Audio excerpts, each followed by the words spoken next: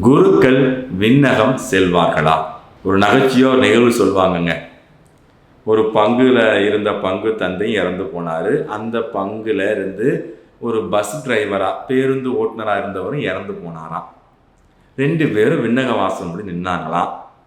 புனித பேதுரு அந்த பஸ் டிரைவரை நீங்கள் உள்ள விண்ணகத்துக்கு போங்கன்னு சொல்லிட்டு இந்த குருவானவர் பங்கு தந்தையாக இருந்தவரை தடுத்துருக்காரு. இப்போ பங்கு தந்தை சொல்லியிருக்காரு, அந்த பஸ் டிரைவர்லாம் தெரியும், என் பங்கில் உள்ளவன் தான், ஒரு நாளும் கோயிலுக்கு வந்தது கிடையாது, அவரை உள்ளே விடுறீங்க, நான் ஒவ்வொரு நாளும் கஷ்டப்பட்டு எத்தனையோ திருப்பதி வச்சுருக்கிறேன், என்னையை உள்ளே விட மாட்டீங்களே அப்படின்னு சொல்லும் பொழுது வேடிக்கையாக சொல்லப்படுவது என்னவென்றால், நம்ம பேதுரு என்ன சொன்னாராம், சாரிங்க ஃபாதர், மன்னிச்சுக்கங்க, நீங்கள் பூசங்கிற பேரில், பிரசங்கம் பேரில் கோயிலில் இருக்கிற எல்லா பேரையும் தூங்க வச்சிட்டீங்க. அவங்க கடவுளை நோக்கி ஜெபிக்காமல் தூங்கிட்டாங்க. ஆனால் இந்த பஸ் டிரைவர் பாருங்கள், கரடு முரடா வண்டியை ஓட்டுனதுனால பஸ்ஸில் உள்ள எல்லாருமே கடவுளை நோக்கி ஜெபிக்க ஆரம்பிச்சிட்டாங்க. எப்படியாவது ஆண்டவரே எங்களை காப்பாற்றுங்க, இது ஆபத்து வராமல் காப்பாற்றுங்க அப்படின்னு சொல்லி பஸ்ஸில் இருக்கிற வரைக்கும் மக்கள் எல்லாம் கடவுளை நோக்கி ஜெபிக்கிறதுக்கு அவர் உதவியாக இருந்தார். நீங்கள் ஆலயத்தில் இருக்கிறவங்க எல்லாத்தையும் தூங்க வச்சு ஜெபிக்க உணவாக்கிட்டீங்க அப்படின்னாங்களாம். இயேசு கிறிஸ்துவுக்கு பிரியமானவர்களே, ஒரு நகைச்சுவை நிகழ்வாக இருந்தாலும் அழகாக சொல்லுகிறார்கள், குருக்கள் விண்ணகம் போனாலும் நரகம் போனாலும் தனி நபராக செல்வதில்லை, ஒரு கூட்டமாக செல்கின்றார்கள் என்று சொல்லப்படுகிறது. அன்புக்குரியவர்களே, புனித அல்போன்ஸ் லிகோரி அழகாக ஒரு நிகழ்வை சொல்லுகிறார். நரகத்திற்கு தீர்ப்பிடப்பட்ட ஒரு நபர் நரகத்தில் இருக்கும் பொழுது தன் அருகில் மற்றொரு உருவம் இருப்பதை உணர்ந்து அது யார் என்று அவர் பார்க்கையிலே ஒப்புரவு அருட்சாதனத்தில் அந்த நபரை திருத்தாமல், கண்டிக்காமல், கவனக்குறைவாய் பாவ மன்னிப்பு கொடுத்த ஒரு குருவானவர் என்று தெரிந்ததாம். எனவே அன்புக்குரியவர்களே, ஆன்மாக்களை மீட்டெடுக்கும் பொறுப்பை ஏற்று விண்ணகத்திற்கும் மண்ணகத்திற்கும் இடையில் நின்று மீட்கும் பணியை செய்பவர்கள்தான் குருக்கள். ஆனால் குறிப்பாக இந்த சாமியாரங்களை பற்றி அழகாக அற்புதமாக என்ன சொல்கிறார்கள் என்றால், புனிதமிக்க குருவானவர்கள் ஆசீர்வாதத்தின் வாய்க்கால்கள், ஆனால் தீய நடத்தை கொண்ட குருவானவர்கள் அழிவின் கதவாக திகழ்கின்றார்கள் என்று சொல்லப்படுகிறது. அன்புக்குரியவர்களே, ஒவ்வொரு குருவானவருக்குள்ளும் ஒரு போராட்டம் நடந்து கொண்டு இருக்கிறது. அந்த ஆன்மீக போராட்டத்தில் தூய சக்தி தீய சக்திக்கு இடையே போராட்டம், போட்டி நடைபெற்று கொண்டிருக்கிறது. எனவே அருட்தந்தை ஸ்டீபன் தச்சில் அழகாக சொல்வார், ஒவ்வொரு குருவானவரும் ஒவ்வொரு துறவியும் தனி நபர் அல்ல, அவர்கள் 1000 நபர்களுக்கு சமம் என்று சொல்வார்கள். அன்பு நெஞ்சங்களே, மனித பலவீனத்தினால் ஒரு சில குருக்களாகிய நாங்கள், அன்பு மக்களே, மற்றவர்களை நாங்கள் மீட்காமல் மற்றவருடைய ஆன்மாக்களுக்கு உதவியாக இல்லாமல் இருந்தோமே என்றால், அன்பு நெஞ்சங்களே, நிச்சயமாக ஆண்டவர் எங்களிடம் கணக்கு கேட்பார். சாவான பாவங்களை செய்யும் குருக்கள் திரு அவையை துன்புறுத்துகிறார்கள் என்று சொல்லப்பட்டிருக்கிறது. குருக்கள் யாருன்னு கேட்டீங்கன்னா கோச்சிக்காதீங்க, இதில் உள்ளதை நான் சொல்கிறேன் மக்களே.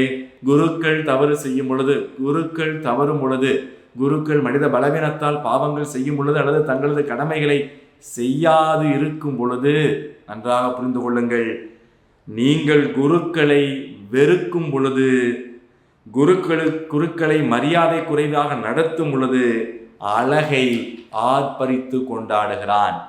ஆனால் அதே சமயம் அப்படிப்பட்ட குருக்களுக்காக நீங்கள் ஜெபிக்கையில் அழகை பயப்படுகிறான். புனித ஜான் கிறிஸ்தோஸ்டம் என்பவர் என்ன சொல்கிறார் தெரியுமா? நரகத்திற்கு செல்லும் பாதையானது குருக்கள் மற்றும் ஆயர்களின் மண்டை ஓடுகளால் அடுக்கப்பட்டு உள்ளன. இதை வாசிச்சோன்னே எனக்கு பயமா ஆயிடுச்சு. ஆகா ஆண்டவரே என்று அன்புக்குரியவர்களே, புனித ஜான் மரிய வியானி என்ன சொல்கிறார் தெரியுமா? ஒரு குருவானவர் நல்லவராக இருந்தால் அவர் வழிநடத்தும் மக்களும் நல்ல மக்களாக, நல்ல ஆன்மாக்களாக மாறுவார்கள். ஒரு வேலை அன்பு மக்களே, அரசன் எவ்வளியோ மக்களும் அவ்வளி என்று சொல்லப்பட்டிருப்பது போல ஒருவேளை அந்த அத்தனை ஆன்மாக்களுக்கும் பொறுப்பாளராக இருக்கக்கூடிய குருவானவர் தவறும் பொழுது அந்த ஆன்மாக்களும் தவறு செய்கின்றார்கள். புனித தந்தை பியோ என்ன சொல்கிறார் தெரியுமா? சாத்தான் இந்த உலகத்தில் பயப்படுகின்ற ஒரே ஒரு நபர் யார் என்றால் அவர் பரிசுத்தமான குருவானவர்.